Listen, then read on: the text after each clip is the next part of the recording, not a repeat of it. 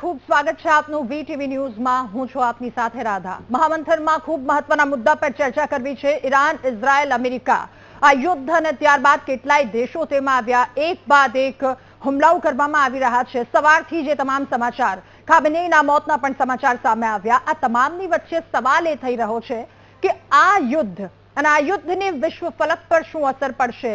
ભારત જેવા વિકસિત દેશો છે તેમના પર શું અસર પડવાની છે?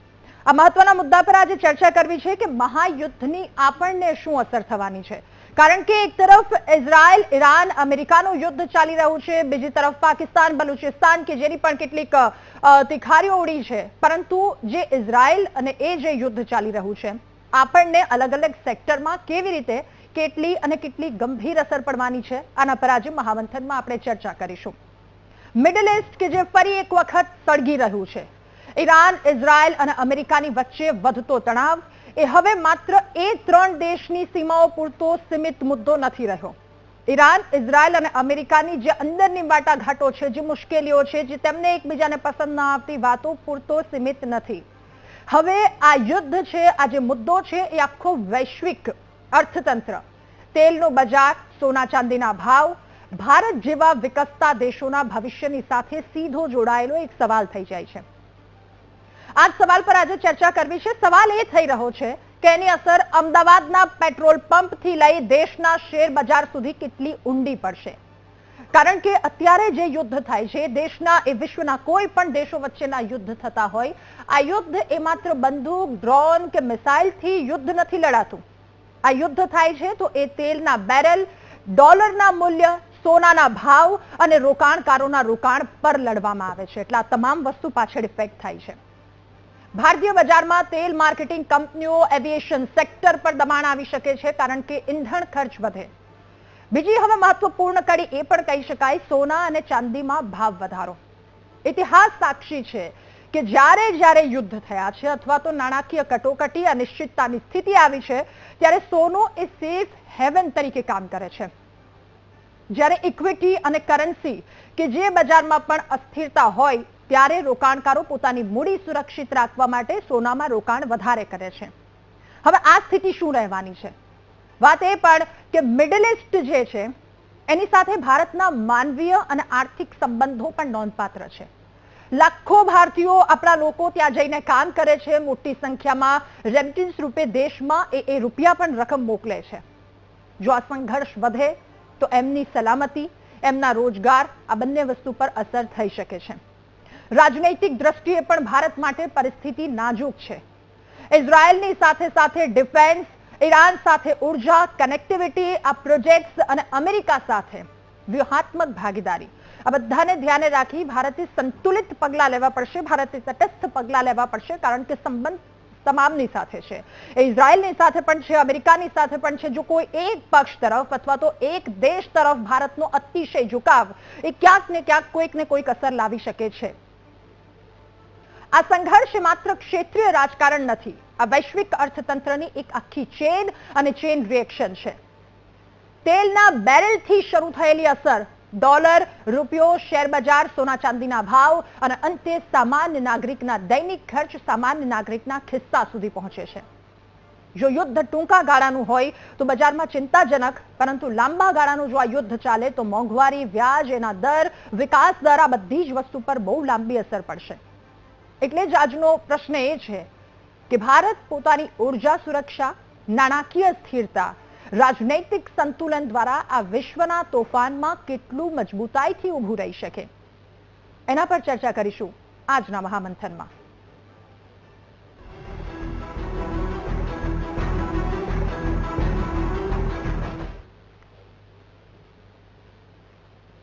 ત્યારે આ મહાયુદ્ધ મિડલ ઈસ્ટ ભડકે બળી રહ્યું છે, એના સમાચાર સવારથી જ આપ જોઈ રહ્યા છો। અમેરિકા ઇઝરાયલના હુમલામાં ઈરાનના સુપ્રીમ લીડર અયાતુલ્લા અલી કે જેમના મૃત્યુના સમાચાર પણ સામે આવ્યા। એટલે એક બાદ એક દિવસભરની શું તમામ વાતો રહી એના પર ફટાફટ એકવાર નજર કરી લઈએ. અયાતુલ્લા રાફી ઈરાનના વચગાળાના સુપ્રીમ લીડર તેઓ બન્યા છે. ખામેનેઈના મોત બાદ એક તરફ 40 દિવસનો રાજકીય શોક જાહેર કરવામાં આવ્યો છે, તો બીજી તરફ ઈરાને ચેતવણી પણ ઉચ્ચારી છે કે સૌથી ખતરનાક અભિયાનની આ શરૂઆત થઈ ચૂકી છે.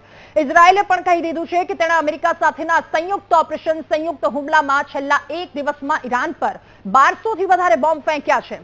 સતત હુમલાઓના કારણે ઈરાનની રાજધાની તહેરાન પણ ધ્રુજી ઉઠી છે. મિસાઇલ હુમલા કે જ્યાં ઈરાની સેનાનું મુખ્યાલય પણ તબાહ થઈ ગયું છે. આ તમામ તબાહીના દ્રશ્યો આ ટીવી સ્ક્રીન પર જોઈ રહ્યા છો. એક બાદ એક ધડાકાઓથી ઈરાન ફરી એક વખત ધ્રુજી ઉઠ્યું. ઈરાને વળતો હુમલો કર્યો. ઇઝરાયલ ઉપરાંત દુબઈને પણ નિશાન બનાવવામાં આવ્યું. એરપોર્ટ નિશાન બનાવવામાં આવ્યું. ઈરાને હુમલો કરતા દુબઈ એરપોર્ટ પર નાસભાગ મચી ગઈ હતી. કુવૈતના અમેરિકી એરબેઝ પરથી અમેરિકાએ ઈરાન પર મિસાઇલ દાગી, એટલે કે કુવૈતમાં પણ ઈરાને હુમલો કર્યો, જે ડ્રોન તોડી પાડવામાં આવ્યું. હવે બીજી તરફ પાકિસ્તાનના કરાંચી સ્થિત અમેરિકી દૂતાવાસ પર વિફરેલા લોકોએ પણ તોડફોડ કરી. ટોળાએ આગચંપી ત્યાં કરી. આ હિંસક ઘટના જેવા 9 થી વધારે લોકોના મોત નીપજ્યા અને 32 લોકો ઇજાગ્રસ્ત થયા છે.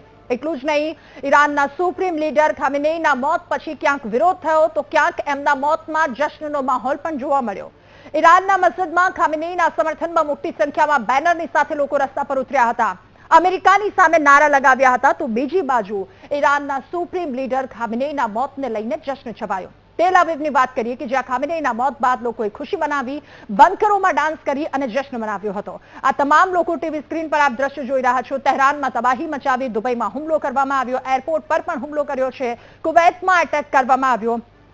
પાકિસ્તાનના કરાચી કે જ્યાં તોડફોડ કરવામાં આવી, હજારો લોકોએ આ વાતને લઈને વિરોધ નોંધાવ્યો અને તેલ અવીવમાં જશ્નનો માહોલ. આ દિવસભરના તમામ એ મહત્વના સમાચાર એક બાદ એક હુમલાઓ કરવામાં આવ્યા, પરંતુ આપણો આજનો મહત્વનો મુદ્દો કે જેના વિશે વાત કરીશું અને એ છે કે મહાયુદ્ધની આપણને શું અસર થશે. આ મહાયુદ્ધ કે જેનાથી કેટલી ફેરફાર થવાની છે, કેટલા ફેરફાર, અને જે સોનું કે જેને સેફ હેવન તરીકે માનવામાં આવે છે, ભારત પાસેનો વિકલ્પ શું છે. જો હોર્મુઝ સ્ટ્રેટ જે સૌથી મહત્વની વાત છે એ બંધ કરી દેવામાં આવે, ઈરાન એક તરફ એ કહી રહ્યું છે કે તેને બંધ કરી દેશે, તો પછી એ બંધ થશે તો ભારત પાસેનો એ શ્રેષ્ઠ વિકલ્પ શું રહેશે, કારણ કે 50% જેટલા તેલની આયાત ત્યાંથી જ કરવામાં આવી રહી છે. આ તમામ મહત્વના સવાલ પર આજના મહામંથનમાં આજે આપણે ચર્ચા કરીશું. ગેસ્ટ પેનલમાં આજે આપણી સાથે ઇમ્પોર્ટ એક્સપોર્ટના એક્સપર્ટ તૃપ્તિબેન શાહ જોડાયા છે. સાથે શેર બજાર નિષ્ણાંત અભિષેકભાઈ ઠક્કર આપણી સાથે મહામંથનમાં જોડાયા છે. ધર્મેન્દ્રસિંહ વાળા નિવૃત્ત આર્મી અધિકારી આપણી સાથે જોડાયા છે. શત્રુઘ્નભાઈ શર્મા રાજકીય વિશ્લેષક આપણી સાથે જોડાયા છે. બુલિયન માર્કેટના એક્સપર્ટ આશીષભાઈ ઝવેરી આપણી સાથે જોડાયા છે અને બિઝનેસમેન દુબઈથી ભરતભાઈ નરોલા આપણી સાથે જોડાયા છે. આપ સૌનું ખૂબ સ્વાગત છે મહામંથનમાં. ધર્મેન્દ્રભાઈ, શરૂઆત સર આપનાથી કરવી છે. સર, આજે મિડલ ઈસ્ટ સળગી રહ્યું છે. પહેલા તો એ જે એક બાદ એક હુમલાઓ કરવામાં આવ્યા, તહેરાનમાં આખો ભયંકર માહોલ હોય કે પછી દુબઈની વાત હોય. સર, દેશોની વાત કરીએ તો ઈરાન એવો દેશ નથી તો ઇઝરાયલ કે અમેરિકા, આ ત્રણેય દેશ એવા નથી કે જેમને જે શાંતિના ઈચ્છુક હોય, જેમને શાંતિ જોઈએ. તો પછી આ ત્રણેય દેશ પોતપોતાની વાત મનાવવા પર આવી જશે. આ યુદ્ધ ક્યાં જઈને અટકશે, પરિસ્થિતિ કેટલી વિકટ બનશે એ દેશો માટે, સાથે વિશ્વના તમામ દેશો માટે અને ભારત માટે પણ. સર, ચોક્કસ જે અત્યારે પરિસ્થિતિ નિર્માણ થઈ છે તે જોતા એવી રીતે લાગે છે કે આજે વિશ્વ, રશિયા, ચાઇના, અમેરિકા, ઇઝરાયલ, આજે ઈરાન છે તેની ઉપર જે અમેરિકા અને ઇઝરાયલે મળીને જે પ્રેસેસિવ એટેક કર્યો છે કે આજે એમના સુપ્રીમ લીડર અને ટોપની લીડરશીપ કે જેમનો એ લોકોએ મૃત્યુ થયા છે, તે જોતા આજે લાગે છે કે ઈરાન અને મિડલ ઈસ્ટ કે ઈરાન દ્વારા એના વળતા જવાબ રૂપે આજે કેટલા લોકો ઉપર, કેટલા એમના જે યુએસએ છે, યુએસએના જે ત્યાં અડ્ડા છે મિડલ ઈસ્ટમાં, ત્યાં બધા ઉપર એ લોકોએ એટેક કર્યો છે. અને આ લડાઈ આ એક પ્રારંભિક સ્ટેજમાં છે અત્યારે કે અમેરિકા ચાહે છે કે એમની લીડરશીપ ચેન્જ કરવામાં આવે ઈરાનની, અને અમેરિકા જેને ચાહે તેને ત્યાં બેસાડી શકે અને એના પ્રમાણે જે એમને કોમ્પ્રોમાઇઝ કરવું હોય તે કોમ્પ્રોમાઇઝ કરી શકે, તે રીતેની એક રણનીતિ અમેરિકાની છે. આજ સુધીનું આપણે જોઈએ તો કે અમેરિકા અફઘાનિસ્તાનમાં 20 વર્ષ સુધી લડાઈ લડ્યું, તે પેલા વિયેતનામની લડાઈના પણ એક્ઝામ્પલો આપણી સામે છે. તે બધું જોતા આજે અમેરિકા સીધું ક્યાંય ઇન્વોલ્વ નથી થતો. આજે થ્રુ ઇઝરાયલ એ લોકોએ ઈરાન પર એટેક કર્યો છે અને વિશ્વની પરિસ્થિતિ આજે યુક્રેન રશિયા વાર ચાલુ છે, અફઘાનિસ્તાન પાકિસ્તાનમાં જ સમકલા ચાલુ છે અને એ લોકો જે ફૂલ ફેઝ વારની તૈયારીના બયાન આવી રહ્યા છે, ત્યારે આજે વિશ્વને ખતરો છે કે આજે વિશ્વ કદાચ બે કડામાં બટાઈ જાય અને may be a start of third world war. Okay, શત્રુઘ્નભાઈ, એ વાત આપની પાસેથી સમજવી છે. બધા પોતપોતાની વાતને લઈને અહીંયા આ ત્રણેય દેશો કે જે પરમાણુની વાત હોય કે પછી કોઈ દેશ પર એને પોતાની મજબૂતાઈ જમાવવી હોય, ન્યુક્લિયર પાવરની વાત કરવામાં આવે, આ તમામ વાતો પોતપોતાની વાતને લઈને તેઓ ત્યાં પહોંચ્યા છે, પરંતુ આની અસર વિશ્વ પર કેવી રીતે વર્તાશે, આ યુદ્ધ ક્યાં જઈને અટકશે, આપનું શું માનવું છે? पूरी दुनिया में जो अब तक अमेरिका का वर्चस्व कह लीजिए या अमेरिका का जो आर्म्स का, हथियारों का, दूसरा तकनीकी रूप से उसका जो वर्चस्व था, कई देश उसको जब धीरे धीरे चुनौती देने लगे तो किसी न किसी तरह, चाहे वो पैसे से, हथियार से या फिर दूसरे स्पेस का टेक्नोलॉजी में, अमेरिका कभी भी नहीं चाहता कि कोई भी दुनिया का देश हो जो उसको चुनौती दे किसी भी तरह से. भारत के जो राजनीतिक संबंध है, ठीक है, भारत एक लोकतांत्रिक देश है और अमेरिका. સર, તમે ગુજરાતીમાં જો વાત કરી શકો તો દર્શક મિત્રોને થોડું ઈઝી રહેશે એ સમજવાની. હું એટલા માટે કહું કે ભારત જે છે એક ડેમોક્રેટિક કન્ટ્રી છે અને ભારતના જે સંબંધો છે અમેરિકા સાથે પણ છે, પણ રશિયા અને ઈરાક, ઈરાન એ આપણા ઓલ્ડ જે આપણે ફ્રેન્ડ કહેવાય, મિત્ર રાષ્ટ્ર કહેવાય એ છે. એટલા માટે દરેક વખતે અમેરિકાનું આપણે જોયું, અત્યારે જે ટેરિફમાં જો મેટર હતું, ટેરિફમાં દરેક વખતે અમેરિકા આપણને, ભારતને એક અલગ તરીકેથી આપણને ટ્રીટ કરતું હતું. જ્યારે રશિયા અને ઈરાક, ઈરાન અને ઇઝરાયલ પણ આપણને સપોર્ટ કરતું રહ્યું છે. રશિયા જે છે, આપણે ભારત જ્યારે આઝાદ થયું ત્યારે બે વસ્તુ આપણે જે ફાધર હતા, આપણા કન્ટ્રીના ફાઉન્ડર ફિગર જે કહેવાય છે, એ એક ગુટનિરપેક્ષ અને બીજું નિશસ્ત્રીકરણ, એ બે સિદ્ધાંત રાખ્યા હતા. ગુટનિરપેક્ષ એટલે દુનિયાના મોટા ભાગના જે કન્ટ્રીઓ છે, યુદ્ધખોર કન્ટ્રીઓ છે અને સ્વાર્થી કન્ટ્રીઓ છે, એ દરેક જે કરે, અમારે કોઈ પણ ગુટમાં નહીં લેવા દેવા નથી. અમારા જ્યાં અમારા રાષ્ટ્રના હિત સાચવવા છે, અમારે અમે એ ગુટમાં રહીશું, બરાબર. બીજી વાત, નિશસ્ત્રીકરણ. ભારત ક્યારે બીજી કન્ટ્રી ઉપર હુમલો કરતો નથી, બીજા કન્ટ્રીની કોઈ વસ્તુ પડાવવા લેવા માંગતો નથી, જમીન પડાવવા માંગતો નથી. એટલે નિશસ્ત્રીકરણનું દરેક વખતે એ સપોર્ટ કરતો રહ્યું છે. જ્યારે અમેરિકા અને ઇઝરાયલ દુનિયાના મોટા આર્મ્સ ડીલર કહેવાય. હવે અમેરિકાના આપણે સાથે વાંધો ક્યારે આવ્યું કે રશિયા સાથે જ્યારે આપણે ઓઇલ ખરીદતા હતા, ક્રૂડ ઓઇલ લેતા હતા, ત્યારે એ ના પાડી. ઈરાક ઉપર એ પ્રતિબંધ લાદેલું છે, એટલે કે ઈરાક સાથે તમારે ધંધો નહીં કરવું, ક્રૂડ નહીં લેવું. તો આપણે ક્યાં જવું પછી?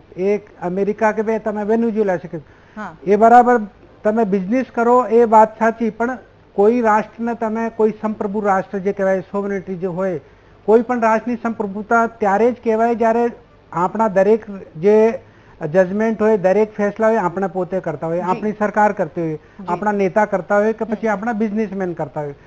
જ્યાં આપણને ફાવે આપણે ત્યાં બિઝનેસ કરવું. પણ અમેરિકા પોતાની પૈસાની તાકાત, આર્મ્સની તાકાત અને પછી ન્યુક્લિયર પાવર, એટલે એમનો પ્રેશર કરવું. એટલે ટેરિફનું જો એક ખેલ ખેલ્યા ડોનાલ્ડ ટ્રમ્પ, એનાથી આપણને કેટલી વખત પ્રોબ્લેમ પણ આવી. હવે એક વસ્તુ સારી એવી છે કે ઈરાક ઉપર જે પ્રતિબંધ ઉઠી જાય તો ભારતને એ સસ્તું ક્રૂડ ત્યાંથી મળી શકે છે. ઓકે, હવે ક્રૂડ પર જ વાત કરી લઈએ. તૃપ્તિ મેડમ, આપની પાસેથી એ જાણવું છે, સમજવું છે, ઇમ્પોર્ટ એક્સપોર્ટ પર આ યુદ્ધની અસર કેવી રીતે થશે? સૌથી વધારે કયું ક્ષેત્ર પ્રભાવિત થવાનું છે? તેલની વાત કરી રહ્યા, આયાત નિકાસની, તો હોર્મુઝ સ્ટ્રેટ બંધ કરવાની ઈરાને ધમકી આપી છે. હવે ત્યાં આજુબાજુમાં અમેરિકાએ પોતાને સુરક્ષા પણ ગોઠવી દીધી છે, પરંતુ સવાલ એ કે દેશનું અથવા તો વિશ્વનું 1/4 જે ઓઇલ છે એ અહીંયાથી સપ્લાય કરવામાં આવે છે. જો આ જ બંધ કરી દેવામાં આવશે, ઈરાન કે જે એવું કહી રહ્યો છે ખામેનેઈના મોત બાદ કે હવે આને ખોલીશું તો પછી એ તમામ સાથે જે બદલો લેવાનો છે નહીં લઈ શકીએ, અને અમેરિકા એવું કહી રહ્યું છે કે આ ક્યારેય બંધ ન થવું જોઈએ. તો આ પરિસ્થિતિ, એની વચ્ચે જે ઓઇલની આયાત નિકાસ, આના પર શું અસર થવાની છે આપના મતે?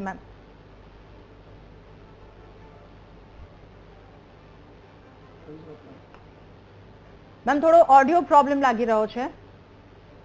ઓકે, ફરી એકવાર મેમ આપની પાસે આવું. બાળા સર, ફરી એકવાર એક સવાલની સાથે આપની પાસે આવવું છે કે આ જે હુમલા થઈ રહ્યા છે અને બધા દેશો હું મોટો હું આગળ આ વાતને લઈને લડાઈ કરી રહ્યું છે. આપે કહ્યું કે જે પોતપોતાની વાત મનાવવા માટે હવે બેલિસ્ટિક મિસાઇલની વાત કરવામાં આવી. આપે આપની વાતમાં એ પણ કહ્યું કે અમેરિકા કે જે ક્યાંક એક કંટ્રોલ મેળવવા માંગે છે ઈરાન પર, તો એ કંટ્રોલ શું મેળવી શકશે? કારણ કે ઈરાન પાસે જે મિસાઇલની વાત કરવામાં આવે અથવા તો ડ્રોનની વાત કરવામાં આવે એનાથી એટલું બધું સમૃદ્ધ છે, તો પછી શું એ કંટ્રોલ એટલું ઇઝીલી મળશે?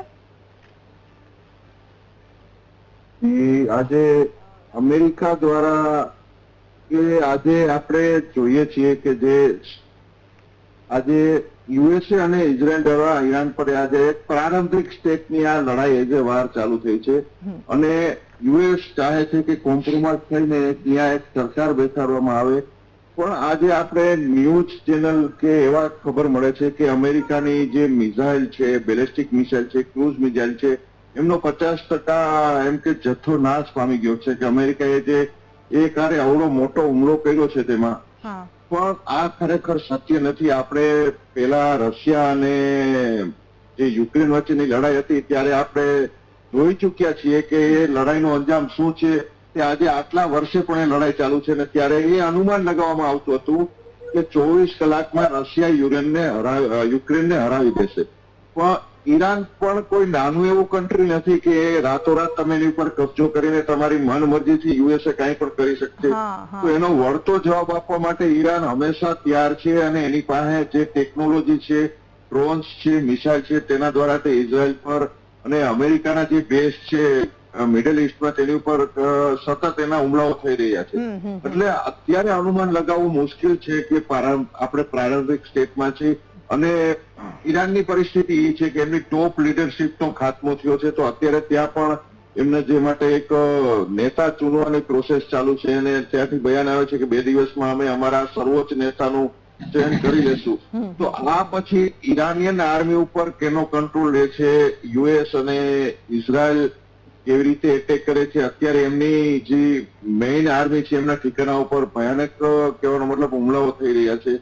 તો એક તરીકે યુએસએ અત્યારે પ્રેશરાઇઝ રાજનીતિ કરી રહ્યું છે કે હુમલાઓ દ્વારા ઈરાનને પ્રેશર લઈ આવવામાં આવે. ત્યાં કોઈ પણ ગવર્મેન્ટ સ્ટેબ્લિશ નથી.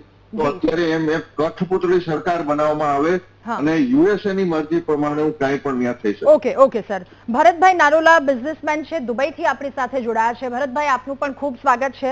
સર, સૌથી પહેલા તો આપ સુરક્ષિત છો? આસપાસનો માહોલ શું છે ત્યાંનો એ જણાવશો. ઓકે, બધાને નમસ્કાર. વીટીવી દર્શકોને ખાસ તો દુબઈની અંદર અત્યારે કોઈ પ્રોબ્લેમ નથી. જેવો પ્રોબ્લેમ છે એ બધા જ ઓપન મીડિયામાં બતાવે છે, પણ જેટલો બતાવે છે એવો નથી, એટલે કોઈ ડરવાની જરૂર નથી. અને યુએઈ ડિફેન્સ બહુ સારું છે, બહુ કંટ્રોલ કર્યો છે લોકોએ. એપ્રોક્સિમેટલી 500 થી 550 મિસાઇલ ને ડ્રોન આવ્યા છે અહીંયા. યુદ્ધ ચાલુ થયા પછી 2 દિવસની અંદર, કે 24 થી 48 કલાક 24 કલાકની અંદર, તો પણ એ લોકોએ ડિફેન્ડ કર્યા છે. 2-4 ઓફશોર પીડ્યા છે, એનામાં અસર થઈ છે, અને થોડુંક લો રેન્જ કઝલ્ટી પણ થઈ છે. તો એથી કોઈ ડરવાની જરૂર નથી, કોઈ પેનિક થવાની જરૂર નથી, પણ અત્યારે સેફ છે. દુબઈમાં કોઈ પ્રોબ્લેમ એટલો બધો નથી જેટલો લોકો સમજે છે. ઓકે સર, સવાલ એ પણ કે આસપાસ ત્યાં ભારતીય નાગરિકો આપના કોન્ટેક્ટમાં, શું કોઈ ચિંતા છે અથવા તો એમની સુરક્ષા માટે શું કોઈ ખાસ પગલાં ભરવામાં આવ્યા છે? હા, યુએઈ ગવર્મેન્ટે જાહેર કરી છે કે એરપોર્ટ ઉપર ફસાયેલા લોકોને અમે રહેવાનું અને ખાવાનું આપશું, કોઈ ચિંતા નહીં કરતા. જે લોકો ટુરિસ્ટ આવ્યા છે, જયારે કોઈ બિઝનેસ હોય 2 દિવસમાં જતું રહેવું એવા પણ કોઈ ફસાયા હોય તો યુએઈ ગવર્મેન્ટે બધી જ સપોર્ટ કરવાની છૂટ આપી છે, અને કોન્ટેક્ટમાં છે બધાના. એટલે યુએઈ ગવર્મેન્ટ તરફથી બધી છૂટ છે અને બધું જ સપોર્ટ કરે છે અત્યારે, એટલે કોઈ પ્રોબ્લેમ જેવું નથી. અને છતાંય પ્રોબ્લેમ હોય તો ઇન્ડિયન કોન્સ્યુલેટે પણ એડવાઇઝરી આપી છે કે અમારો કોન્ટેક્ટ કરજો અને સપોર્ટમાં છે બધા. બિલકુલ, એટલે દર્શક મિત્રો કે જેમના સગાવાલા ત્યાં હોય એમના માટે પણ એક થોડાક રાહતના સમાચાર કહી શકાય. ભરત સરે આપણને ત્યાંની માહિતી આપી કે એટલું બધું પેનિક એ વાતાવરણ નથી, પરંતુ ક્યાંક સગાવાલાઓ એટલે ચિંતાનો માહોલ, પરંતુ એડવાઇઝરી જારી કરી દેવામાં આવી છે. સમાચારો અને તમામ અપડેટ્સ પર લોકો ખાસ નજર રાખે એ વિનંતી. ભરત સર, ફરી એકવાર એ જ સવાલની સાથે કે આ યુદ્ધ છે બિઝનેસ પર, હવે આગામી દિવસોમાં તમને શું અસર દેખાઈ રહી છે? દુબઈની અંદર કઈ એવી અસર નથી, પણ ખાસ તો અમારું એક એવું છે કે યુએઈ ગવર્મેન્ટે કોઈ ઈરાન પર એવું પગલું નથી કર્યું. ઈરાન ગવર્મેન્ટ સાથે કોઈ દુશ્મની નથી ઈરાન સાથે યુએઈ ને, તો યુએઈ ઉપર એ લોકો હુમલા શું કામ કરે છે ખબર નથી પડતી. ખાસ કરીને મારું એવું કહેવાનું થાય છે અત્યારે ટીવીના માધ્યમથી કે ઇન્ડિયન ગવર્મેન્ટ થોડી ઇન્ટરફેર કરવી પડે, કારણ કે 35 લાખ થી 40 લાખ ઇન્ડિયન અહીંયા છે યુએઈ ની અંદર, અને ઇન્ડિયાનો મોટો બિઝનેસ હિસ્સો ઇન્ડિયાથી યુએઈ નો છે. તો ઇન્ડિયન બિઝનેસમેન બી બહુ મોટા છે અહીંયા, અને ઇન્ડિયનનું રોકાણ બી મોટું છે. આજે 50 થી 60% એવું વસ્તુ છે કે કંટ્રોલ ધરાવે છે આખા ઇન્ડિયન્સ લોકો. બિઝનેસમેન રીચ બિઝનેસની માંડી અને લેબર વર્ક સુધી ઇન્ડિયન બહુ બધા છે ફાળવ્યા છે. તો ઇન્ડિયન ગવર્મેન્ટ થોડું એટલું ધ્યાન રાખવું જોઈએ કે ઈરાનને એક સપોર્ટ કરવી જોઈએ, તો એને રિક્વેસ્ટ કરવી જોઈએ કે જે નુકસાન થાય એ ઇન્ડિયન નું થાય છે. યુએઈ ની કાંઈ પણ નુકસાન થાય છે, યુએઈ ની અંદર અત્યારે ઇન્ડિયનના કંટ્રોલમાં જ બધું ચાલે છે. તો યુએઈ ગવર્મેન્ટ સપોર્ટમાં છે. યુએઈ પર એટલો હુમલો થયો છતાં એને રિપીટ હુમલો કર્યો નથી, અને પૂરેપૂરું ધ્યાનથી એ લોકો સમજાવે છે કે ભાઈ અમે કોઈ વાત નથી. આજે ઇન્ડિયાની પણ દોસ્તી ઈરાન સાથે સારી છે, યુએઈ ની પણ દોસ્તી સારી છે. તો ઇન્ડિયન ગવર્મેન્ટ થોડોક ઇન્ટરફેર કરવો જોઈએ એવું યુએઈ લોકોનું અમારું કેવું છે. ઇન્ડિયન લોકો એનઆરઆઈ જે લોકો છે, અમે દેશમાં વર્ષોથી છીએ, તો અમે થોડુંક એવું કામ માંગીએ છીએ ઇન્ડિયન ગવર્મેન્ટ થોડુંક ઈરાન ગવર્મેન્ટને કે ભાઈ યુએઈ ગવર્મેન્ટ શું વાંક છે, ત્યાં ઇન્ડિયન પ્રજા રહે છે, તો ઇન્ડિયન પ્રજાનું નુકસાન થાય છે આજે ત્યાં થાય. તો એક હોઈ શકે, તો પોસિબલ હોય તો એ શક્ય છે, કારણ કે અત્યારે થોડું પેનિક થયું તો બિઝનેસમેન થોડા ડરે છે. ભવિષ્યમાં એક ચાન્સ નથી કે કોઈ પ્રોબ્લેમ આવે એવો, પણ થોડું પેનિક છે એવું અમને લાગી રહ્યું છે. ઓકે સર, જો પ્રોબ્લેમ આવે તો કઈ એ પાસા ઉપર શક્યતા વર્તાઈ રહી છે કે જ્યાં થોડો ડરનો માહોલ ઉભો થાય બિઝનેસને લઈને? હવે અત્યારે એવું છે કે યુએની જે આપણું એક્સપોર્ટ ઇન્ડિયાથી બહુ સારું છે, અને ઇન્ડિયાનો વ્યવહાર પણ સારો છે, બિઝનેસ પણ સારો છે. આજે તમે જ્વેલરીથી માંડી, ડાયમંડથી માંડીને ખાવા પીવાના ખાદ્ય પદાર્થો માંડી બધું જ ઇન્ડિયાથી આવે છે. મોસ્ટ ઓફલી ઇન્ડિયન પ્રજા વધારે ઇન્ડિયન પ્રિપેર કરે છે, ઇન્ડિયન ખાવાનું પ્રિપેર કરે છે, એટલે ઇન્ડિયન થી વસ્તુ બધી આવતી હોય છે. તો એની પર થોડીક અસર થઈ શકે એવો ચાન્સ છે, પણ હજી શોર્ટ ટાઈમ તો એવું લાગતું નથી, કારણ કે ફ્લાઇટો બંધ છે, બધું કોમ્યુનિકેશન બંધ છે, આવવા જવાનું. તો ચાન્સ છે કે કાલે 2 દિવસ બહાર પણ ખુલ્લે, પછી વસ્તુ આવતી જાય થાય, લોકો સ્ટોક થયા છે એને પણ રાહત મળે. તો ખાસ કરીને ઇમ્પોર્ટ એક્સપોર્ટ પર થોડી અસર થયું લાગી રહ્યું છે, જો લોંગ ટાઈમ ચાલે તો. જી શેર બજાર નિષ્ણાંત પાસેથી આપણે જાણીશું, સમજીશું. અભિષેકભાઈ, હવે આપની પાસેથી જાણવું છે આ યુદ્ધ અને યુદ્ધની અસર આ સેક્ટરમાં કેવી રીતે વર્તાશે? ઉર્જા, સંરક્ષણ, એ ડિફેન્સ, આ બધા ક્ષેત્રોમાં શું દેખાઈ રહ્યું છે આગામી સમયનું ભવિષ્ય ભારતીય રોકાણકારો માટે? Radha madam, good evening. નમસ્તે વીટીવીના બધા વ્યક્તિઓને. શત્રુઘ્નભાઈએ બહુ સરસ વાત કરી, એનાથી મને ધીરુભાઈની એક વસ્તુ યાદ આવી. એમનું એવું કહેવું હતું કે બીજાની લડાઈમાં ના આપણી જીત હોય ના આપણી હાર હોય.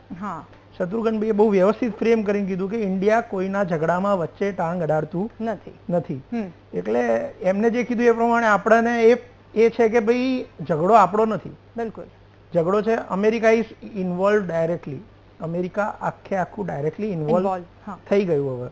તો that is one point. Second point, તમે અત્યારે બ્રીફ જુઓ તો એની અંદર દુબઈમાં એટેક થયો, 550 મિસાઇલ્સ, બરાબર છે. તો એ ભલે ડિફેન્ડ કરી દીધું કે ગમે તે, but there is disturbance. Whereas Indian માર્કેટની અંદર કોઈ ઇમ્પેક્ટ નથી. અને ભૂતકાળમાં તમે જુઓ, નાના મોટા ચાઇના બાજુ છબકલા થયા કે સિંદૂર થયું કે ગમે તે થયું, ત્યારે Indian market has been mature, strong. SIP flow કહો કે ડોમેસ્ટિક ઇન્વેસ્ટરનો ફ્લો કહો, એનાથી ઘણું બધું હોલ્ડ રહ્યું છે. હવે મીડિયામાં ન્યૂઝ વાતાવરણ ફૂલ ફ્લેજ બોલતું જ જાય કે ભાઈ આ વોર થઈ ગયું, એટલે રિટેલ ઇન્વેસ્ટર હોય, નાના ઇન્વેસ્ટર હોય, એ પેનિકમાં કોઈક વાર એક્ઝિટ બી કરી લેતા. હવે આ જે વોર છે જેન્યુઇનલી, સર મીડિયા તો સાચી જ માહિતી આપી રહ્યું છે ને, ત્યાં મિસાઇલો પડી રહી છે, આપણે કહ્યું 400 મિસાઇલ પડી, ત્યારે તો મીડિયા એ વાત દર્શાવી રહ્યું છે ને, લોકો સુધી ત્યારે તો એ વાત પહોંચે છે ને. ટ્રુ, બટ ઇન્ડિયાને આમાં કોઈ લેવા દેવા નથી. પાકિસ્તાનના વડાએ બી એવું કીધું કે આ અફઘાનિસ્તાને જે તોફાન કર્યું એમાં ઇન્ડિયાનો હાથ છે. તો એ તો પ્લસ પોઈન્ટ, અમે ઇન્વોલ્વ છીએ નહીં, અમારું કઈ નામ નથી, કઈ લેવા દેવા નથી. એ અફઘાનિસ્તાને કર્યું છે. તમને લાગે છે કે ભાઈ અમારો ઇન્ફ્લુઅન્સ છે, અમારો લીડર એટલો સ્ટ્રોંગ છે કે અફઘાનિસ્તાનને બી કંટ્રોલ કરે છે, ઇઝરાયલને બી કંટ્રોલ કરે છે, યુએસ ને બી કંટ્રોલ કરે છે. That is plus point for India. આપણે નથી કીધું, એ પાકિસ્તાનના વડાએ ટ્વિટર એક્સ પર કીધેલું છે. તો એ કહે છે કે તમારો પાવરફુલ લીડર છે, તમારો ઇન્ફ્લુઅન્સ લીડરનો ગ્લોબલી વધી રહ્યો છે. આપણી મીડિયા કે એ આખી વસ્તુ અલગ છે અને એ લોકો એક્સેપ્ટ કરી રહ્યા છે કે ના યાર મોદી સાહેબ કશુંક તો અસર કરે છે. રહી વસ્તુ સ્ટોક માર્કેટનું, તો તમે 3:30 વાગ્યા સુધી માર્કેટ ખુલ્લું હોય છે. સવારમાં તમને નેગેટિવ જોવા મળશે, થોડું પ્રેશર દેખાશે. જે વિક્ટરી છે એ 3:15 થી 3:30 ક્લોઝ માઇનસમાં થાય છે કાલે કે નહીં. અગર 3:30 વાગે માઇનસમાં પ્લસ નથી થતું તો અમરપટ્ટામાં છે શેર બજાર. અમરપટ્ટો એટલે ગમે તે વસ્તુ હોય અસર નહીં થાય, બહુ સ્ટ્રોંગ હેન્ડ્સમાં છે. એટલે કાલનો દિવસ જોવાનું, ઓબ્ઝર્વેશન કરવાનું છે કે કઈ રીતના છે. બીજું મારા ફાધર કહેતા હતા, એમાંથી એક વસ્તુ તમને કહું કે નાઈધર બેર નાઈધર બુલ્સ, બેમાંથી એકે મરતું નથી, મરે છે હોગ. એટલે જે તેજીમાં બી નથી ને જે મંદીમાં બી નથી એ ફસાઈ જાય છે, વિચ ઇઝ કન્ફ્યુઝડ સ્ટેજમાં. અને કાલે આપે કહ્યું કે જો એ રેડ પટ્ટામાં અથવા તો જે વિચારી રહ્યા છો એનાથી નીચે આવ્યું તો પરિસ્થિતિ કેવી કથળશે? તો આપણે એને એ જોવાનું કે આ જે ખરાબી છે એને રિકવરી ક્યારે થશે, ફંડામેન્ટલ્સ. તો એનામાં રિકવરી ઇન્ડિયા, બીજી કન્ટ્રીઝને બી ઇફેક્ટ થશે. ઇન્ડિયાને એકલાને નહીં થાય, યુએસ ને બી થશે. યુએસ તો ઇન્વોલ્વ છે ડાયરેક્ટ વોરમાં. અગર ઇન્ડિયાને કંઈક 1% તકલીફ પડી તો ઓલાને 10% તકલીફ પડવી જોઈએ. because they are involved directly. India is not involved directly. A involve છે નહીં. એ તો ટ્વિટર ને એક્સ ના માંથી કીધું કે આ મોદી સાહેબ સમજાવવા ગયા હતા, શીખવાડવા ગયા હતા. કોઈ પણ કંઈ પણ બોલી શકે. એટલે that is not impact. we are not involved currently આ વોરમાં. પછી બીજી વસ્તુ તમે કહો તો ક્રૂડ નું જે હોય ભાવ વધારો થઈ શકે. તો સંજોગવશ પ્રેશર થી કહો કે ગમે તે રીતના પરચેસ ઓર્ડર્સ ઇન્ડિયન ઓઇલ કંપનીઝને આપવા પડ્યા હમણાં રિસન્ટલી. એ પરચેસ ઓર્ડર આપી દીધેલા છે એટલે એ પ્રાઇસ બુક થઈ ગયા, હેજ થઈ ગયું છે. ઇન્વેન્ટરી આપણે આમ જોવા જોઈએ તો 60 દિવસ કે 90 દિવસ કે 120 દિવસની ઇન્વેન્ટરી એ લોકો પ્લાન કરતા હોય, તો ગમે તે પોલિટિકલ પ્રેશરના લીધે એમને વધારે બુક કરવી પડી. તો એનો બી લાભ આપણા ઇન્ડિયન કંપનીઝને જે ક્રૂડની હશે એને મળવાનો છે ઇનડાયરેક્ટલી. તો અત્યારે એવું છે કે કાલનો દિવસ પ્રેશર, સેલિંગ પ્રેશર દેખાશે જે ડરેલા હોય જેને. અને બીજું બહુ જ અવાજ છે કે ભાઈ વોર આવો થઈ ગયું છે, તેવું થઈ ગયું છે, ખૂબ છે અવાજ. એટલે ઇફેક્ટ નહીં આવે એવું નથી, ઇફેક્ટ આવશે. પણ મારું એવું કેવું છે કે અગર 3:30 વાગે નેગેટિવ બંધ નથી થતું તો આ વસ્તુને ડિસ્કાઉન્ટ થઈ ગયું માર્કેટ એવું સમજાય. ઓકે સર, રોકાણકારોએ શું ખાસ ધ્યાન રાખવું એના પર પણ ચર્ચા કરીશું. તૃપ્તિ મેડમ, ફરી એકવાર આપની પાસે એ જ સવાલની સાથે ઇમ્પોર્ટ એક્સપોર્ટ પર આપને શું લાગી રહ્યું છે? શું આગામી દિવસોનું ભવિષ્ય છે ભારત માટે, ગુજરાતના એ તમામ લોકો માટે? સાથે હોર્મુઝ સ્ટ્રેટની જે આપણે વાત કરી રહ્યા છીએ, એ આખો એક માર્ગ છે કે જ્યાંથી દુનિયાનું 1/4 કહેવામાં આવે એટલું ક્રૂડ ઓઇલ ને બધી વસ્તુ ત્યાંથી અવર જવર કરવામાં આવે છે. હવે ઈરાન એવું કહી રહ્યો છે કે અમે આને બંધ કરી દઈશું. અમેરિકા એવું કહી રહ્યું છે કે અમે આને બંધ નહીં કરવા દઈએ. સપોઝ કદાચ જો એ બંધ થઈ ગયું તો એની અસર શું વર્તાશે આ તમામ ક્ષેત્ર પર? સાથે એ સવાલ પણ કે ઇમ્પોર્ટ એક્સપોર્ટ આગામી ભવિષ્ય શું લાગી રહ્યું છે આપને? નમસ્તે. માંથી આવીશું, મારું કામ છે. હવે હું એક વાત કરીશ. આ વોર ચાલુ થઈ છે, આ વોર ને ચાલતા સ્ટ્રેટ ઓફ હોર્મુઝ આપણું અત્યારના આકર્ષણનું કેન્દ્ર છે. ત્યાંથી આપણને ગેસ, કુકિંગ ગેસ વગેરે બધું ત્યાંથી આવે છે. લગભગ 60% આ રાષ્ટ્રથી આપણા દેશમાં આવે છે. લગભગ 40 દેશોથી આપણે ગેસ વગેરે લઈએ છીએ, પણ આ રસ્તાથી આ રસ્તો અત્યારે સાવ ખુલ્લો પણ નથી. અને સ્ટ્રેટ ઓફ હોર્મુઝ જે છે એ ઈરાનના હાથમાં છે. ઈરાનને એના માટેની સત્તા છે કે એને શું કરવું. ચાલુ બંધ કરી દે તો ઈરાનને પણ તકલીફ પડવાની, ઈરાનની તકલીફ પડવાની. એટલે ચાલુ રાખશે, બંધ કરશે એ ઈરાન. તેલના ભાવ જરૂર વધશે, એટલે કે પેટ્રોલિયમ, ઓઇલ, ગેસ, આપણે જે વાહનો ગેસ વાપરીએ છીએ આના ભાવો જરૂરથી વધશે. નંબર 2, એટલે તાત્કાલિક નહીં વધે, 2-4 દિવસ પછી આની અસર પાસે જથ્થો છે એટલે આપણને તાત્કાલિક નહીં પડે. ઓર કેટલી લાંબી ચાલશે એના પર આધાર રાખે છે. આપણે માની મેમ થોડો ટેકનિકલ પ્રોબ્લેમ આવી રહ્યો છે અવાજમાં, ફરી એક વખત ક્યાંક ઉપર નીચે અવાજ થઈ રહ્યો છે.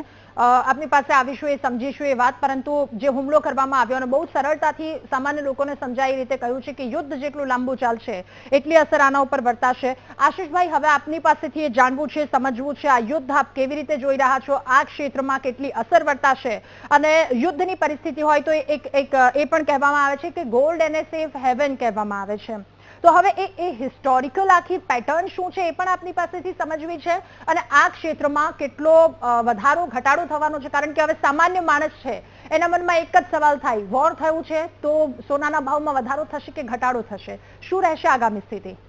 જી ચોક્કસ રાધા, હું આપના માધ્યમથી વીટીવીના દર્શકોને જણાવીશ કે ગોલ્ડ એટલે સોનું અને ચાંદી એ તમે જુઓ તો 2025ના અંતથી કદાચ આપણે જુઓ તો 2025ના અંતથી એટલો બધો ભાવ વધારો હતો, એટલે કદાચ ચાંદીના જે ભાવ છે એ 4 લાખ રૂપિયાને પાર પહોંચી ગયા હતા અને સોનું જે છે 2 લાખ રૂપિયાની નજીક પહોંચી ગયું હતું. ત્યારે આપણે ખાલી વોરના એંધાણ હતા કે ભાઈ વોર થઈ જવાનું છે અથવા વોર થશે, ત્યારે આવી તૈયારીઓ હતી. તેના કારણે અને ટેરિફ વોરના કારણે આપણા બે ચાર જે કારણોના કારણે સોના અને ચાંદીની અંદર જે પુષ્કળ ભાવ વધારો હતો. હવે તો જે આપણે જે છે એમ કહી શકાય કે ત્રીજા વિશ્વયુદ્ધ તરફ આપણે જ્યારે જઈ રહ્યા છે, એનો મતલબ કે અત્યારે જે વિવિધ જે દેશોની અંદર જે આ યુદ્ધની જે પરિસ્થિતિ જે ઊભી થઈ છે, નિર્માણ થઈ છે, તેના કારણે સોના અને ચાંદીની અંદર ચોક્કસ આવતીકાલનું જ્યારે બજાર ખુલશે ત્યારે ભાવની અંદર વધારો જોવા મળશે. ખાસ કરીને જો હું ભારતીય બજારની અંદર વાત કરું તો શુક્રવારે જ્યારે બજારો બંધ થયા હતા અને વૈશ્વિક બજારો પણ જ્યારે બંધ હતા, એટલે ભાવની અંદર અત્યારે હાલ પૂરતી અસર નથી જોવા મળી, પરંતુ સોમવારે જેવું ઓપનિંગ બજાર જે ખુલશે તો તેની અંદર ચાંદી જે છે એ $100 ક્રોસ કરી શકે છે, એટલે કે 3 લાખ રૂપિયાને પાર કરી શકે છે ફરીથી, અને સોનાની વાત કરવામાં આવે તો એ 2 લાખ રૂપિયાની નજીક પહોંચી શકે તેમ છે. આ પૂરેપૂરી સંભાવનાઓ છે, પરંતુ એની જે અસરો જે છે, ધારો કે જેમ કીધું બધાએ પેનલિસ્ટોએ કીધું કે યુદ્ધની જે પરિસ્થિતિ જે છે એ જો લાંબો સમય સુધી ચાલશે તો આ પરિસ્થિતિ એટલા માટે નિર્માણ થઈ શકે છે કારણ કે સોનું જે છે હંમેશા સેફ ઇન્વેસ્ટમેન્ટ તરીકે જોવામાં આવે છે. ખાસ કરીને ભારતીય બજારોની અંદર આપણે કીધું તો ભારતીય બજારની અંદર લોકો પણ જ્યારે સોનું અને ચાંદીનો ઉપયોગ કરતા હોય છે, ખાસ કરીને ચાંદીનો જે ઉપયોગ જે છે અત્યારે એ ઇન્ડસ્ટ્રીઝની અંદર પણ મહત્તમ અત્યારે વધ્યો છે. આપણે જ્યારે એઆઈ, જ્યારે સોલર પેનલ, આ બધી તરફ જ્યારે આપણે જઈ રહ્યા છે ત્યારે સૌથી વધારે ચાંદીનો મહત્તમ ઉપયોગ તેની અંદર છે. તેના માટે તમે જુઓ તો છેલ્લા ઘણા સમયથી ચાંદીની અંદર ભાવનો જે વધારો જે ચાલ્યો છે એ એકચ્યુઅલી એક કહી શકાય કે એક પેટર્ન બની ગઈ છે, કારણ કે હવે દરેક જગ્યાએ ચાંદીનો ઉપયોગ થયો છે. બીજી વસ્તુ શું છે કે આ પરિસ્થિતિ જે નિર્માણ થઈ છે તેના કારણે ઇમ્પોર્ટ જે છે એ પણ અટકી જવાનું છે, એટલે સોનું અને ચાંદી જ્યારે ઇમ્પોર્ટ નહીં થાય ત્યારે પણ તેની ભાવની અસર ચોક્કસ એની અંદર જોવા મળશે. ઓકે સર, એક સવાલ એ પણ કે હવે જ્યારે આવી સ્થિતિ ઉદ્ભવે ત્યારે હડબડાટીમાં લોકો કદાચ રોકાણ કરવા માટે પણ વિચારતા હોય કે કદાચ આ વોર આટલું બધું લાંબુ ચાલ્યું તો ફટાફટ સોનું લઈ લો, ફટાફટ ચાંદી લઈ લો કે એક સેફ ઇન્વેસ્ટમેન્ટ થઈ જાય, આવું લોકો વિચારતા હોય. શું આ ખરેખર સાચો સમય છે એ ખરીદવાનો અથવા તો વેચવાનો? રોકાણકારોએ જો શાંતિ રાખવાની જરૂર છે તો એ કેટલા સમય સુધી, જો કોઈ ખાસ સૂચના એમને આપવી હોય તો? ખાસ કરીને આ વોર કેટલા દિવસ ચાલશે તેનું કોઈ જ અત્યારે નક્કી નથી. ભારત અત્યારે કઈ મધ્યસ્થી કરે તેવું પણ દેખાતું નથી. ખાસ કરીને બીજા બધા દેશોએ અત્યારે મધ્યસ્થી કરવા માટેની થોડી ઘણી તૈયારી બતાવી છે. આપણે એવું ઈચ્છીએ, બધા જ એવું ઈચ્છીએ કે આ વોર જે છે 5 દિવસ કે 4 દિવસ અથવા હું તો કોઈ કાલે જ પતી જાય અને એનાથી વધારે લાંબુ ના ચાલે. પરંતુ જ્યારે રોકાણકારોને રોકાણ કરવા માટેની વાત છે તો અત્યારે એકદમ જ જ્યારે આ ભાવનો જ્યારે વધારો આવતો હોય ત્યારે રોકાણકારોએ તેમાં કૂદવું ના જોઈએ. નવા ઇન્વેસ્ટરો તો ખાસ કરીને ના કૂદવું જોઈએ. જે લોકો જે જૂના ઇન્વેસ્ટરો જે છે જેને કદાચ પહેલા જૂના ભાવમાં લીધું હોય અને એ કદાચ ઇન્વેસ્ટમેન્ટ કરે તો એને એવરેજ આવી શકે છે, પરંતુ નવા ઇન્વેસ્ટરોને અત્યારે આવવા માટેનો કોઈ સમય નથી. ઓકે, એટલે ઝવેરી સરે કહ્યું કે અત્યારનો આ સમય છે, વોર વાળો આખો સમય છે, થોડો સમય થોભી જવા વાળો સમય છે, એટલે નવા લોકો કે જેઓ વિચારી રહ્યા છે કે બહુ જ તંગીનો મુશ્કેલીનો સમય છે એટલે ફટાફટ સોનું ખરીદી લો, તો આ ઉતાવળમાં આવી અને પછી ક્યાંક ઠગાશો નહીં એ પ્રકારની સ્થિતિ ન ઉદ્ભવે. શત્રુઘ્નભાઈ, ફરી એકવાર આપની પાસેથી હવે એ જાણવું સમજવું છે કે આમાં ઉદ્દેશ્ય, જે મૂળ ઉદ્દેશ્ય વિશે વાત કરીએ તો એ શું હોઈ શકે? યુનાઇટેડ સ્ટેટ્સ, ઇઝરાયલ કે જેની વાત કરીએ તો એમનો સાચો ઉદ્દેશ્ય શું છે? કારણ કે વાત કરવામાં આવે તો પરમાણુ કાર્યક્રમ બંધ કરાવવાની એક રીતે વાત કરે છે. ઈરાન, ત્યાં જે લોકો વસે છે એમને પોતાના સાચા અને જે એમને હકો મળવા જોઈએ એ નથી મળી રહ્યા, એટલા માટે હવે હુમલો કરીએ છીએ, એવી બધી વાતો એ દુનિયાને બતાવવા માટે છે. તો પછી એ પડદા પાછળનું આખું સત્ય શું છે? અમેરિકા હોય, ઈરાક, ઈરાન હોય, રશિયા હોય, બધું તેલ અને ગેસની આપૂર્તિ કરવા વાળા દેશ છે અને કોમ્પિટિશન બધામાં થાય જ. જે ઈરાક અને ઈરાન અને રૂસ, એમનો તેલ ગેસ માર્કેટમાં ના હોય તો અમેરિકાને સારા પ્રાઇસ મળે, એમનું વર્ચસ્વ રહે અને મોનોપોલી પણ ચાલે. તમે જે વાત કરતા હતા હોર્મુઝ સ્ટ્રેટ વાળી જે વાત કરતા હતા, 30% જે તેલ અને ગેસ જે છે દુનિયાનું ત્યાં હોર્મુઝ સ્ટ્રેટ જે જલમાર્ગ છે ત્યાંથી પસાર થાય છે. જે બંધ થાય તો સૌથી મોટું અસર આપણને ભારતને એ થાય કે આપણો 40% ઓઇલ અને લગભગ 55% ગેસ હોર્મુઝ સ્ટ્રેટ થી પસાર થઈને આવે છે. 50% જેટલું નિર્ભર છે. Yes yes yes. તો આ બંધ થાય તો સૌથી સીધું સર આપણે તેલ અને ગેસ ઉપર પડે, મોંઘાઈ વધે અને જે ક્રૂડ ઓઇલનો ભાવ વધે તો પેટ્રોકેમિકલ હોય, પેટ્રોલ હોય, ડીઝલ હોય, બધા પેટ્રો પ્રોડક્ટ જો હોય એમના ભાવ વધે. એટલા માટે આપણા માટે હોર્મુઝ સ્ટ્રેટ બંધ થાય એ સારું નથી. તમે બીજી જે વાત કરી કે દુનિયાની અર્થવ્યવસ્થા જે છે, દુનિયાની અર્થવ્યવસ્થામાં અમેરિકા નો ડાઉટ સૌથી પોલિટિકલી પાવરફુલ છે, મની ફાઇનાન્શિયલી પાવરફુલ છે અને આર્મ્સ અને ન્યુક્લિયરમાં પણ પાવરફુલ છે. ઈરાક ઉપર જ્યારે હુમલો થયો અને જે સદ્દામ હુસેન ત્યાંના વડા હતા ત્યારે એને ઉપર જે હુમલો કર્યો ત્યારે એ જ કહેવામાં આવ્યું હતું કે ન્યુક્લિયરનું ટેસ્ટ કરે છે. પછી કેમિકલ વેપન્સની વાત થઈ પણ એમના કોઈ સબૂત કે પછી કોઈ બીજું એવિડન્સ ત્યાંથી મળ્યું નથી. પછી વાર્તા પૂરી થઈ. અત્યારે ઈરાક ઉપર હુમલા માટે પણ એ ન્યુક્લિયર ટેસ્ટની વાત પણ છેલ્લા 20 વર્ષથી 2 દાયકાથી એ વસ્તુ ચાલે છે કે ઈરાન જે છે ન્યુક્લિયર ટેસ્ટ કરે છે. ન્યુક્લિયર વેપન જે છે પાકિસ્તાન પાસે પણ છે અને પાકિસ્તાન દુનિયાનું સૌથી જે કે અનબેલેન્સ કન્ટ્રી અને ફેલ કન્ટ્રી કહેવાય છે. એટલે સૌથી પહેલાં તો પાકિસ્તાનના જે ન્યુક્લિયર વેપન છે એ દુનિયાને પોતાના હાથમાં લેવો જોઈએ. જે અમેરિકા દુનિયાને શાંતિની વાત કરતો હોય છે, સૌથી વધારે જો દુનિયામાં અવ્યવસ્થા કે પછી જે અમાનવીય જે કહેવાય આપણે એ અમેરિકા જ કરવાવે છે. અને રશિયાનું પણ કાલે નિવેદન આવ્યું ને કે આ શાંતિના ઈચ્છુક દેશ હતા જે અમેરિકા અત્યારે આવી રીતે શાંતિ ઈચ્છે છે એને લઈને પણ એક નિવેદન હતું. એટલે સાઉદી અરબ હોય, તુર્કી હોય, ઈરાન હોય, એ કન્ટ્રી એવા છે કે દરેક અરબ કન્ટ્રીના લીડર બનવા માંગે છે. એટલે જે લેટેસ્ટ જે ખબર હતી કે સાઉદી અરબના જે વડા હતા સલમાન જે ત્યાંના ક્રાઉન, એ કેટલી વખત ફોન કર્યા ટ્રમ્પને, ભાઈ તમે હુમલો જ કરો, તમે હુમલો જ કરો, મધ્યસ્થી કરવાની કોઈ જરૂર જ નથી. અને ઇઝરાયલ એવું યુદ્ધખોર કન્ટ્રી છે. આમ તો યહૂદી જે કમ્યુનિટી છે આપણે કહેવાય કે દુનિયાની સૌથી વિક્ટિમ કમ્યુનિટી જે છે યહૂદી છે. કેમ કે જર્મનીમાંથી આને બહુ બુરી રીતે બગાડ્યા લોકો, હિટલર જે કર્યું એમના સાથે. પણ દુનિયામાં જે કાંઈ પૈસાની બાબત હોય કે હથિયારની બાબત હોય આમાં ઇઝરાયલ ઇન્વોલ્વ હોય જ હોય અને એમની પાછળ અમેરિકા ઉભો હોય છે દરેક વખત. તૃપ્તિ મેમ, ફરી એકવાર આપની પાસેથી હવે એ સમજવું છે, ઉર્જા ક્ષેત્રની જો વાત કરીએ તો સુરક્ષા પર, ઉર્જા સુરક્ષા પર શું અસર પડશે? શું ભારતે રશિયા અને વેનેઝુએલા પર જે મંગાવી રહ્યા છે વૈકલ્પિક સ્ત્રોત એના પર હવે નિર્ભર થવું પડશે? એની શક્યતા શું દેખાઈ રહી છે આપને? જેમ મારી આગળ જેમને કહ્યું કે ઓલરેડી પરચેઝ ઓર્ડર અપાઈ ચૂકેલા છે. એટલે જ્યારે સ્ટ્રેટ ઓફ હોર્મુઝ થી આવવા લાગશે ઇંધણ બધી જાતનો, ત્યારે આપણને મળતું રહેશે. આપણે થોડા દિવસ શાંતિ રાખવાની છે અને આપણે જોવાનું છે કે હવે આ યુદ્ધ કેટલું આગળ વધી રહ્યું છે. પૂરું થઈ જાય એવી બધાની આશા છે, તો એમાં આપણે જાજી ચિંતાની જરૂર નહીં રહે. મેમ, જો લાંબુ ચાલ્યું એ શક્યતા પર પણ આપણે એકવાર નજર કરી લઈએ, એના પર પણ એકવાર વાત કરી લઈએ, તો પછી સામાન્ય માણસ, ભારતમાં બેઠેલો માણસ, અમદાવાદમાં બેઠેલો માણસ, એના ખિસ્સા પર કેવી અને કેટલી અસર પડશે? મારો વિષય છે એક્સપોર્ટ ઇમ્પોર્ટ નો. એટલે હું એક કહીશ કે જે સામાન્ય માણસ છે, ભારતની અંદર રહેતો, ગુજરાતમાં, અમદાવાદમાં ક્યાંય પણ રહે છે, એને ઈંધણના ભાવની અસર તો થવાની જ છે. પેટ્રોલ જે વાહનમાં ભરશે કે રસોઈ કરવા માટે ગેસ વાપરશે, એમાં એને અસર થવાની છે. થોડા ભાવ વધારો કદાચ થઈ શકે એમ છે. પણ જયારે એક્સપોર્ટની વાત કરીએ છીએ ત્યારે દરેકે દરેક કમોડિટીમાં સપ્લાય ચેઇનમાં આ વસ્તુ અસર કરશે. એટલે દરેક પ્રોડક્ટના પણ ભાવ વધશે અને એમનું ફ્રેટ જે બીજા દેશમાં મોકલવાનું જે ટ્રાન્સપોર્ટેશન છે એમાં પણ ઘણા બધા હેસલ્સ અને પ્રોબ્લેમ્સ આવી શકે. ઓકે અભિષેક સર, ફરી એકવાર આપની પાસે હવે એ સમજવું છે કે ભારતીય રોકાણકારોએ હવે આ સ્થિતિમાં હજુ થોડા દિવસ થોડો સમય જોવાની જરૂર છે કે સ્થિતિ શું થવાની છે, પરંતુ જો સ્થિતિ કથળી, સ્થિતિ વધારે લાંબી ચાલી તો એ સ્થિતિમાં ભારતીય રોકાણકારોએ શું કરવાની જરૂર છે? રોકડમાં રહેવું, સોના ચાંદી તરફ વળવું, અથવા તો પછી એ ઘટાડવાનું, શું આપને લાગી રહ્યું છે?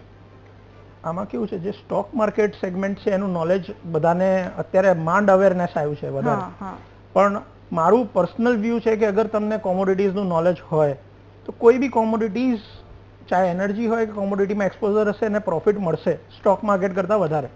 પણ એવું કહેવાય કે સ્ટોક માર્કેટમાં હવે આ થઈ ગયું છે, પતી ગયું છે, એ વળી વસ્તુ બિલકુલ છે નહીં. પણ તમારે સ્પીડ રિટર્ન જોઈતા હોય તો કોઈ બી કોમોડિટીઝ, કોઈ બી મેટલ્સ કે પ્રીશિયસ મેટલ્સ ગમે તે જે જગ્યાએ ઇન્વેસ્ટ કરવું એ કરી શકાય. પણ આમાં બીજું, ઇન્વેસ્ટરો અત્યારે હમણાં ભૂલ કરે છે. મેં હમણાં રિસન્ટલી જોયું તો સિલ્વરમાં જે માર્કેટમાં પ્રાઇસ છે એનાથી 15% ડિલિવરીમાં વધારે પ્રીમિયમ આપતા હતા. એ વાયબલ નથી. એટલે એવું કોઈ ખોટું પ્રીમિયમ ભરીને તમારે પેનિક કરીને ઇન્વેસ્ટ કરી લેવું એ સારું સલાહવાળી વસ્તુ નથી. બટ અગર નોલેજ છે કોમોડિટીઝ એક્સપોઝર, તો કોમોડિટીઝની અંદર સેફ ગ્રોથ બધી જ કોમોડિટીઝમાં મળશે. મેડમે, તૃપ્તિ મેડમે કીધું એમ કે બધી વસ્તુઓ થોડી થોડી મોંઘી તો થવાની જ છે. વોર થાય એટલે એની ઇફેક્ટ આવે અને એ કોમોડિટીઝના પ્રાઇસિંગને ઇમ્પેક્ટ કરે. પણ એનાથી એવું નથી કે સ્ટોક માર્કેટમાં કશું તકલીફ આવવાની છે.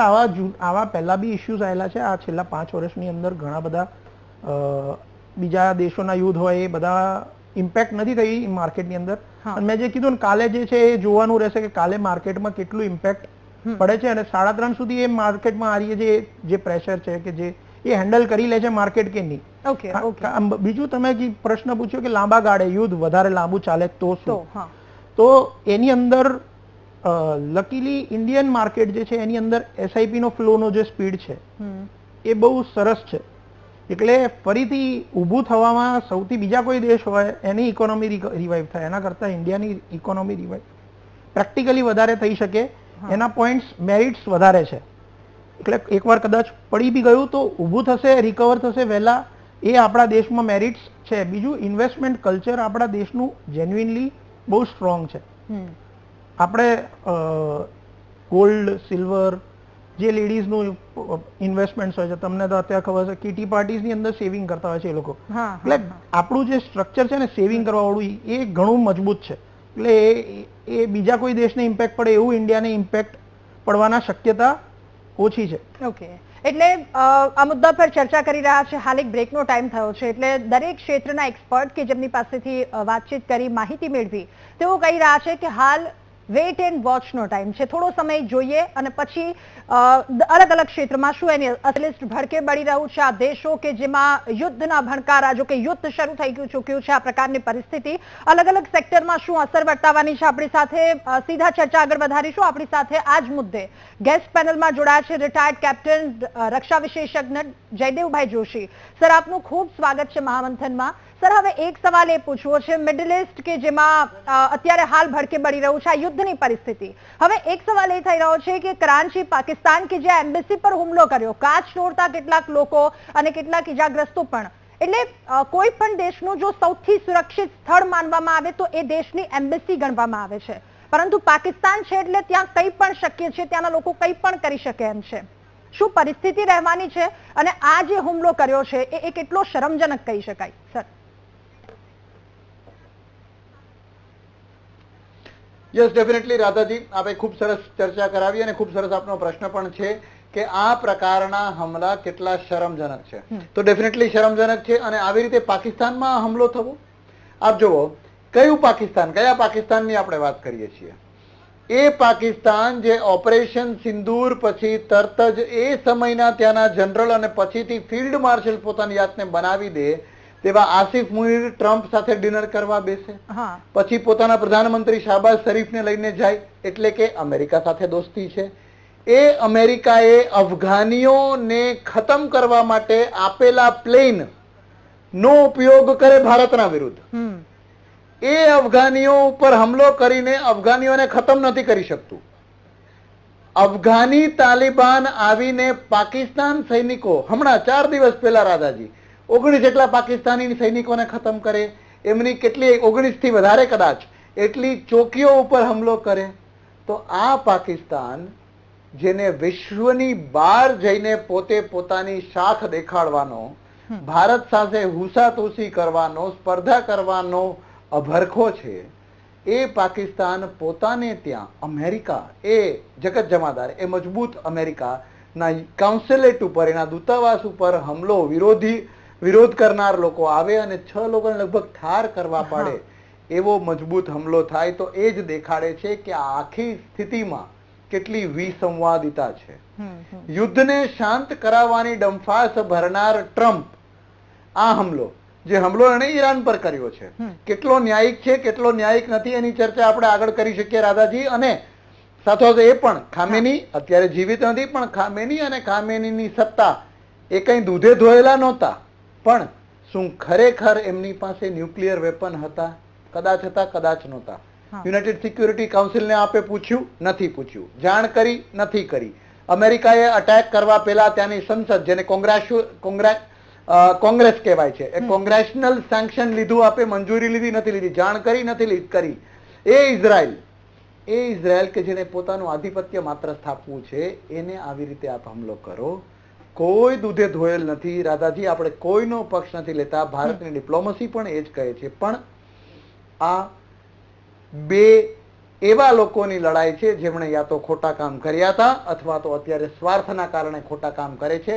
અને જે રાધાજી આપણા કાર્યક્રમનું શીર્ષક છે કે એની અસર કેટલી, તો એની અસર કેટલાક લોકોને નેગેટિવ અને કેટલાય માટે પડકારરૂપ અને પ્રશ્નરૂપ, ભારત માટે પ્રશ્નચિહ્ન કેટલાય ઉદ્ભવ થાય છે કે પોતાની ઇન્ટરનેશનલ ડિપ્લોમસીને આપણે કઈ દિશામાં લઈ જવી.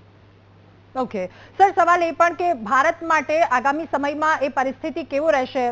જયદેવ સર, આપને જ સવાલ પૂછી રહી છું. શું આ યુદ્ધ એ મધ્ય પૂર્વમાં આખામાં ફેલાશે? સાઉદી અરેબિયા, યુએઈ, કતાર, બહેરીન, આ બધા જે જોર્ડન જેવા દેશો છે, કે પછી એના અમુક વિસ્તારો આનાથી અસરગ્રસ્ત થશે? અને બીજો સવાલ એ પણ કે ભારતીયો માટે આગામી સમયમાં શું ચિંતાજનક માહોલ રહેવાનો છે?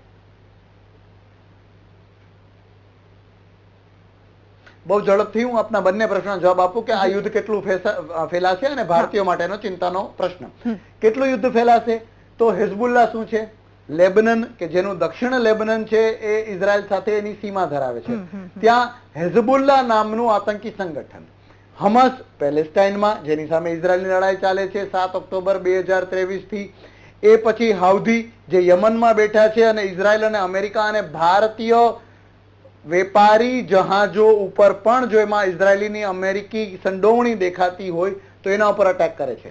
આવા આતંકી સંગઠનો, પ્રોક્સી સંગઠનોને ઊભા કરવાનું કામ 1981-82 થી ખામેનીએ શરૂ કરી દીધું હતું.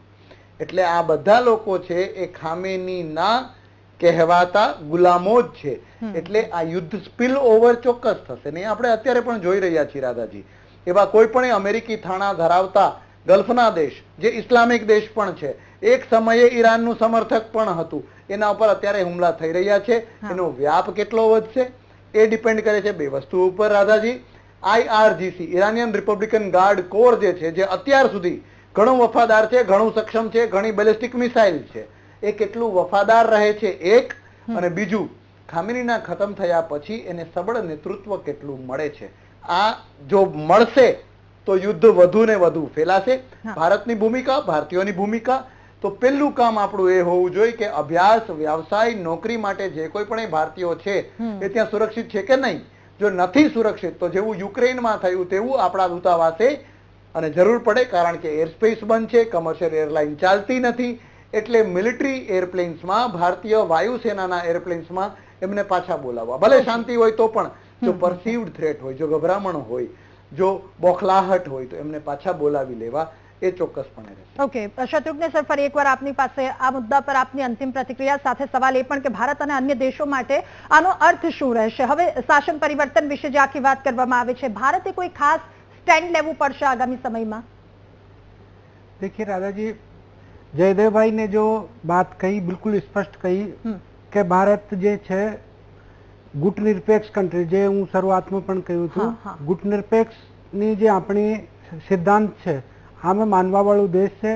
આપણે કોઈ જાતના લાલચ અને ભયમાં આવ્યા વગર દુનિયાના કન્ટ્રીને જે કેવું હોય એ સ્પષ્ટ કહેવું જોઈએ કે અમારે જે ફાયદો થશે, અમારા જ્યાં વ્યાપાર થશે, અમારે એમને જોડે વ્યાપાર કરીશું, અમારે જે વસ્તુ અમારા ડિફેન્સ માટે જે જોઈએ છે, અમારે વેપન ચાહે તો રશિયાથી લેવું પડે તો રશિયાથી, ફ્રાન્સથી લેવું હોય તો ફ્રાન્સથી. અમેરિકા જે રીતની દાદાગીરી કરી રહ્યો છે એના માટે દુનિયાના બીજા કન્ટ્રીને પણ સામે આવવું પડશે. જે રીતે યુરોપિયન યુનિયન પોતાના વ્યાપાર અને જો હથિયાર છે એના માટે લડી રહ્યું છે કે પછી સ્પષ્ટ સંદેશ આપે છે, એવી રીતે ભારતને પણ આપણા જે બીજા કન્ટ્રી છે G20 છે અને બીજા જે એના સાથે મળીને એક તમને રોડ મેપ તૈયાર જ કરવું જ પડશે, બ્લુપ્રિન્ટ તૈયાર કરવું પડશે. તો કેમ કે ટ્રમ્પની એક જ દાદાગીરી કે ટ્રમ્પ પહેલા ટેરિફ નાખી દીધું ને પછી કે તમે રશિયાથી ઓઇલ ક્રૂડ નહીં લો, પછી કે તમે વેનેઝુએલાથી લો, પછી એના સાથે તમારે દર વર્ષે $500 અરબ તમારે વ્યાપાર કરવું જ પડશે. તો ભાઈ અમે કોઈને બંધાયેલા નથી. ભારત એક સંપ્રભુ રાષ્ટ્ર છે, એમની એક એકતા અને અખંડતાની જે છે વાત દરેક વખતે ભારત એમની સાથે વળગીને રહ્યું છે અને આજ દિન સુધી ભારતે કોઈ લાલચ, લોભ અને લાલચ માટે કોઈ સાથે ન તો ગયું, ને કોઈને વિરોધ કર્યું ને કોઈને સાથે આપ્યું. ઓકે ભરત સર, ફરી એકવાર આપની પાસે ત્યાંના લોકો કે જેમનામાં ચિંતા અથવા અહીંયા એમના જે સગા સંબંધીઓ છે એમનામાં પણ થોડો ચિંતાનો માહોલ છે, ભારતીયોની સુરક્ષાને લઈને પણ આપે વાત કરી. હવે આગામી સમયમાં શું પરિસ્થિતિ, શું મહત્વના પગલાં ત્યાં રહેતા લોકોએ લેવા જોઈએ અને એ સમયમાં શું ખાસ ધ્યાન રાખવું જોઈએ સર?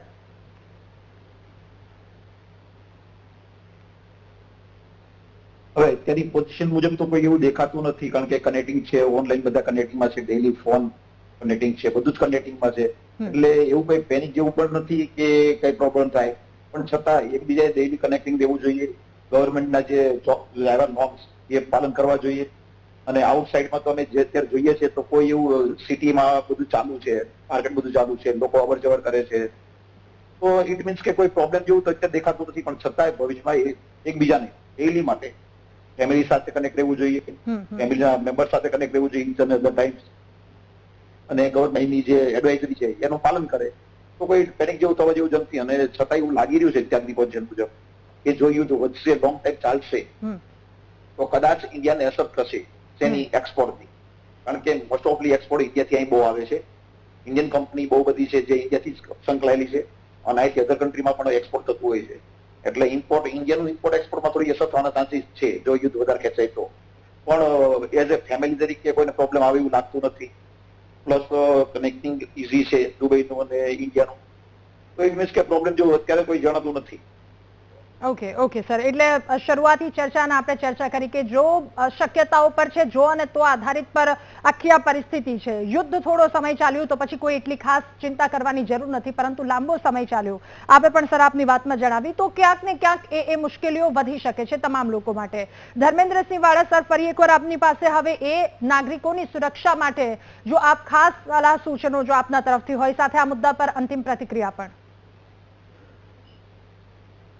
એ ચોક્કસ આજે અત્યારે ભારતની જવાબદારી બને છે કે જે ભારતના સિટીઝન કોઈ પણ કન્ટ્રીમાં હોય એને રેસ્ક્યુ કરવા માટે ભારતે એક નીતિ બનાવી છે. જેવી રીતે યુક્રેનમાં આપણે કહ્યું હતું, એ જે ભારતીય જનતા તળે આપણા સ્ટુડન્ટ આવ્યા હતા, આ જ રીતે ઈરાન સાથે પણ આપણા સંબંધો છે, ઇઝરાયલ સાથે પણ આપણા સંબંધો છે, યુએસએ સાથે પણ આપણા સંબંધો છે.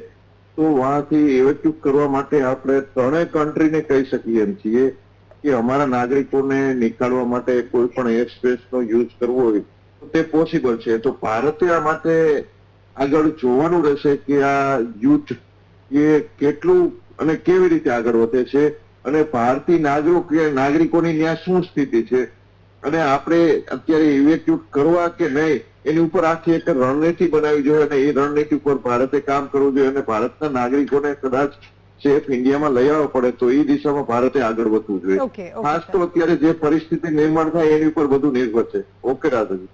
જી ઓકે સર. આશિષભાઈ, હવે એક સવાલ આપને ખૂબ જ ટૂંકમાં આપની પાસેથી આ વાતનો જવાબ જોઈએ છે કે મિડલ ઇસ્ટ કોન્ફ્લિક્ટ જે આખું લાંબુ ચાલ્યું તો શું એ સોનાના ભાવ ઓલ ટાઈમ હાઈ પર જશે, એ શું શક્યતાઓ છે? રોકાણકારોને આપની સૂચના ખૂબ જ ટૂંકમાં સર.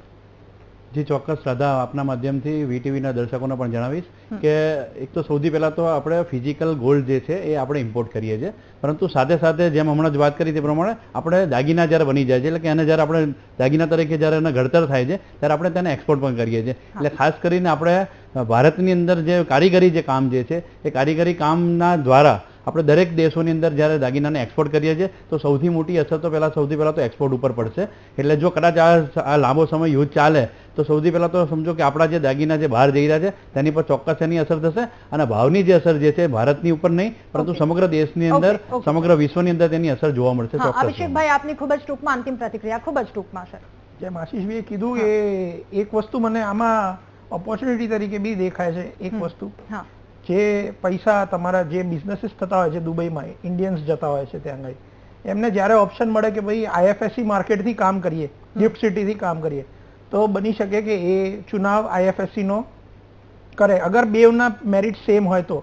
એક એ વસ્તુ છે. બીજું, આપણે વિઝન મિશન ફ્યુચરમાં એવું છે કે ઇન્ડિયા ગોલ્ડ પ્રાઇઝ ગીવર બને. એ ઓપોર્ચ્યુનિટી અત્યારે અગર આઈએફએસસી માં ટ્રિગર થયું, અત્યારે અભી હાલ સમજો કે આ મિસાઇલ જો જ્યાં જતા ત્યાં ઇમિડિયેટલી ના હું રિયલ એસ્ટેટમાં ઇન્વેસ્ટ કરું, ના ગાડી હું બિઝનેસ કરવાનો, અને જે બિઝનેસ કરવા વાળા એન્ટરપ્રેનર છે એ તો રેડી છે, તો એ આઈએફએસસી નો એક બેનિફિટ મળી શકશે. એક એ વસ્તુ આશીષભાઈ અને ભરતભાઈએ જે વાત કરી એના ઉપરથી મને જયદેવ સર, ફરી એકવાર આપની પાસે આ મુદ્દા પર આપની અંતિમ પ્રતિક્રિયા સાથે ભારતના નાગરિકોને આપના તરફથી સલાહ સૂચન, મહાયુદ્ધની આપણને અસર થશે એ વાત, એ ડરમાં આવી હડબડાટીમાં કોઈ પણ ક્ષેત્રમાં રોકાણ અથવા તો કોઈ પણ ડર ન હોવો જોઈએ. સર, યસ, ડેફિનેટલી અંતિમ પ્રતિક્રિયા એ જ હોઈ શકે રાધાજી કે ભારતની ઇકોનોમી ઘણી રોબસ્ટ છે, ભારતનું ડિફેન્સ ઘણું મજબૂત છે, ભારતનું અત્યારે લોકતંત્ર ઉપરની મજબૂતાઈ જે છે એ ઘણી મજબૂત છે.